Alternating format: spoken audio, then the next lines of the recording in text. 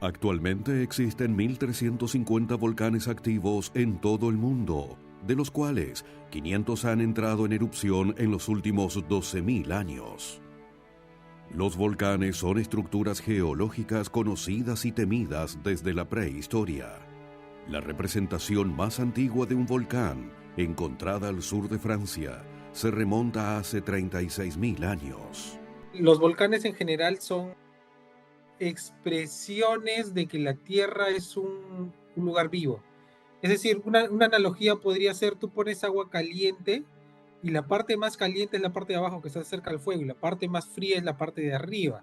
Entonces, si esto lo llevas a escala planetaria, tú te das cuenta que la corteza terrestre es la parte más fría y debajo tienes un manto.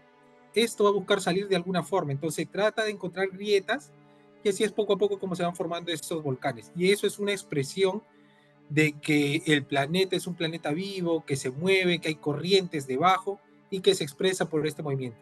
Es la expresión de material fundido que llega a la superficie, llega a través de diferentes formas y en general es o roca fundida o cenizas, dependiendo del grado de explosividad que tenga el volcán que lo forma. Tratan de llevar todo el material fusionado que hay en el interior hacia la superficie.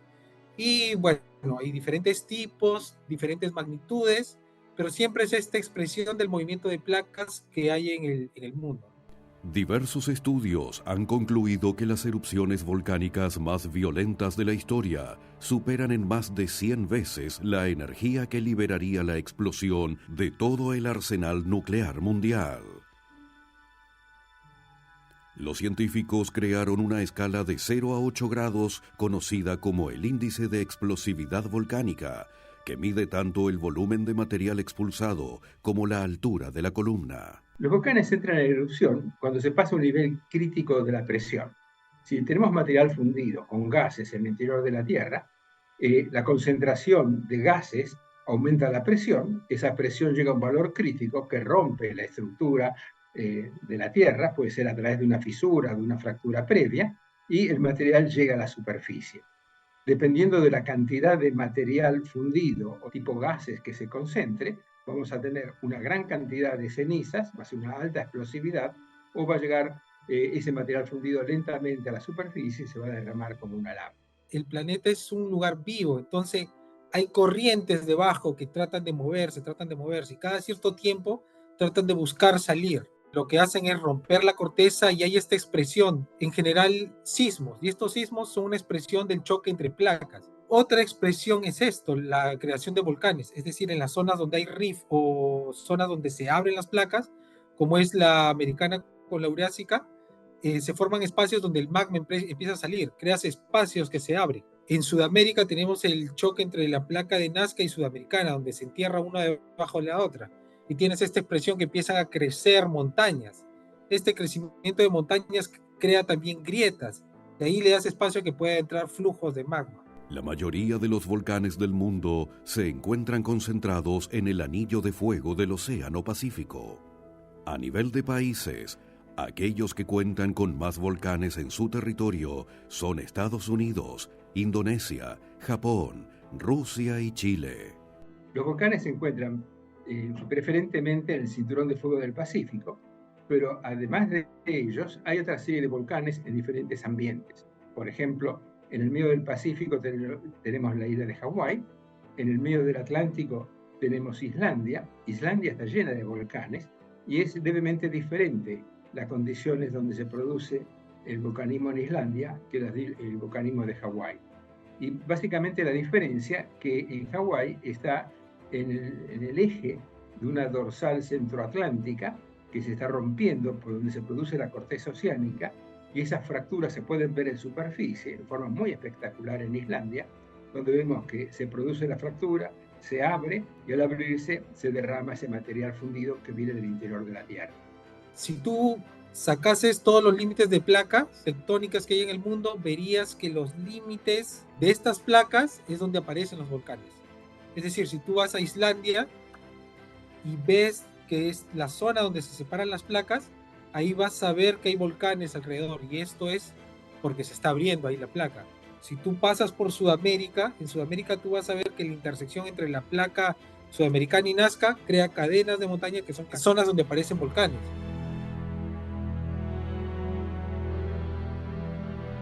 Tenemos algunos volcanes en América Latina. El tema es que no están todos en actividad. Los volcanes que tenemos en América Latina tienen un tipo de formación estratovolcánica, que es decir, no tienen estas explosiones que se ven en las películas que salen con fuerza y derraman bloques y destruyen todo. Lo que sí tenemos es humaradas, botan y empiezan a crecer a partir de eso. Botan algo de magma líquido y empieza a crecer, a crecer, a crecer, a crecer. América del Sur tiene el récord de tener numerosos volcanes activos. Algunos fueron realmente extraordinarios en sus erupciones. Otros no son para nada peligrosos. Uno de los más explosivos, que produjo mayor cantidad de cenizas y se produjo en el año 1931, fue el volcán que se conoce como el Descabezado. Aparentemente el cráter se rompió, se descabezó, por el viene ese nombre descabezado, y produjo una nube de cenizas muy, muy importante. A 2000 y pico de kilómetros de distancia, como es Buenos Aires, el descabezado queda en el límite entre Argentina y Chile, aproximadamente a la altura del sur de Mendoza. Las cenizas llegaron a Buenos Aires. En la ciudad de Buenos Aires se registraron en algunos lugares 5 centímetros de ceniza. No solamente llegaron ahí, llegaron a Río de Janeiro, donde hubo varios milímetros de ceniza. Y cuento esto porque normalmente con unos 2-3 milímetros de ceniza tienen que suspender los vuelos. En general, los que podríamos decir que tienen más actividad en el momento es el Misti y el Ubinas en el Perú, el Cotapaxi en Ecuador, Villarrica y Jaime en Chile, Huaynaputina también en el Perú y el Osorno también en Chile. Hay otros volcanes, por ejemplo, un caso muy lindo que es el de Villarrica. Es un volcán que todos los turistas se arriman a ver el volcán y está continuamente casi en erupción. Sus lavas son muy básicas, son muy fluidas, entonces no producen explosión, por lo que realmente es un motivo de atracción turística. Entonces, los explosivos son un peligro porque cuando producen ese tipo de volcanes, destruyen todo a su paso.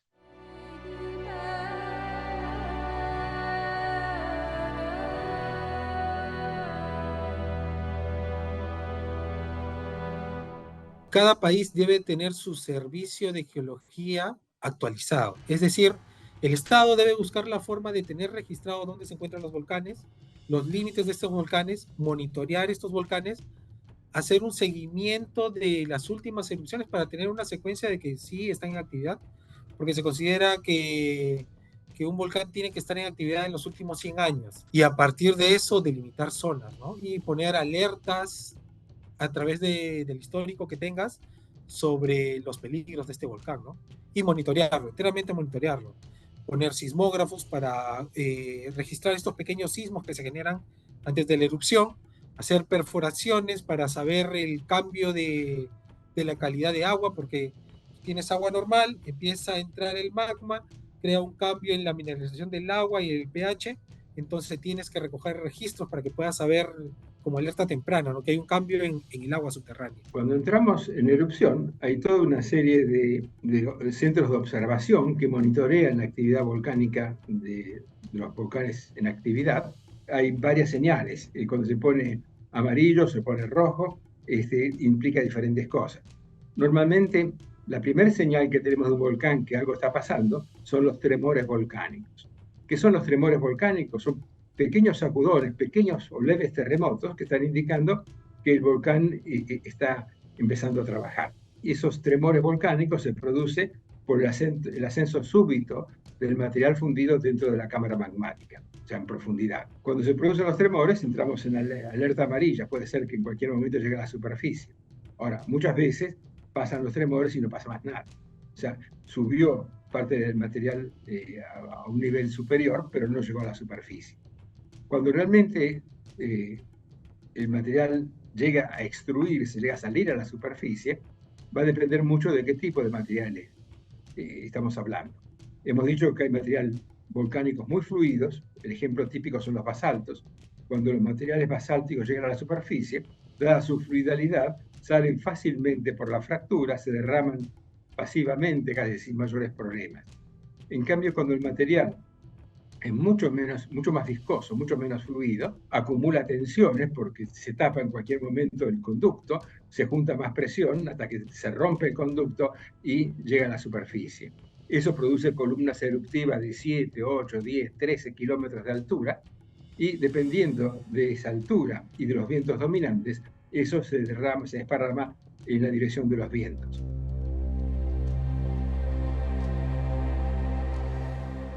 Las consecuencias que se tiene al tener un volcán, en general el caso más extremo es desastroso, es como un sismo de 8, es algo muy grave, destrucción total de una ciudad o de un pueblo. Lo que siempre debemos de tomar en cuenta es que eso es poco probable o sucede muy poco en tiempo de vida humano. Las consecuencias o los problemas que puede tener una erupción volcánica con respecto al ambiente en el cual se desarrolla depende del grado o la densidad de población que tengamos cerca de ese volcán. Si hay una población, es evidente que la erupción volcánica puede arrasar con los pobladores cercanos a ese volcán. Pero otra cosa que es muy interesante, y eso se vio en el volcán Hudson, un volcán chileno, que hubo una fuerte erupción volcánica, cayeron muchas cenizas, las cenizas llegaron a 500, 700 kilómetros de distancia, por ejemplo, llegaron a la zona de Perito Moreno, que está ubicada, digamos, en el límite de la provincia de Santa Cruz y Chubut, a los 42 grados de latitud. Y al principio, las cenizas que llegaron, digamos, mataron toda la vegetación, produjeron graves destrozos en los cultivos, pero después de una serie de lluvias y después de algunos meses, esa misma ceniza realmente fertilizó el suelo donde está produciéndose esa agricultura. En realidad, los argentinos tenemos que estar muy agradecidos a los volcanes porque toda la pampa húmeda, toda la mejor pampa que tenemos con los grandes cultivos que presenta Argentina, tienen la riqueza de sus suelos producto de la participación de cenizas volcánicas. Los volcanes interactúan con el clima por medio de los materiales que lanzan a la atmósfera durante las erupciones. Estas producen grandes cantidades de gas, partículas, cenizas y metales, lo que altera temporalmente el clima a escala local, regional e incluso mundial. La relación que hay entre los volcanes y el cambio climático es reversa. ¿Qué quiero decir con esto? Que los volcanes no se producen porque haya un cambio climático, pero sí la ceniza volcánica puede producir cambios climáticos. Famoso el Pinatubo, que estuvo durante 1 año y medio bajó la temperatura media de la Tierra 1 grado, porque cubrió de ceniza la estratosfera, y esas cenizas absorbían el calor del sol y hizo bajar la temperatura. Cada vez que hay una erupción, cada vez que entra en actividad un volcán y la alza una fumarola, sí, hay un efecto en el cambio climático. Caso extremo otra vez, ¿no?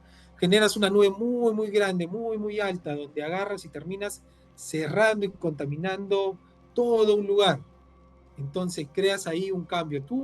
La propia actividad del volcán genera un cambio en las zonas que va afectando.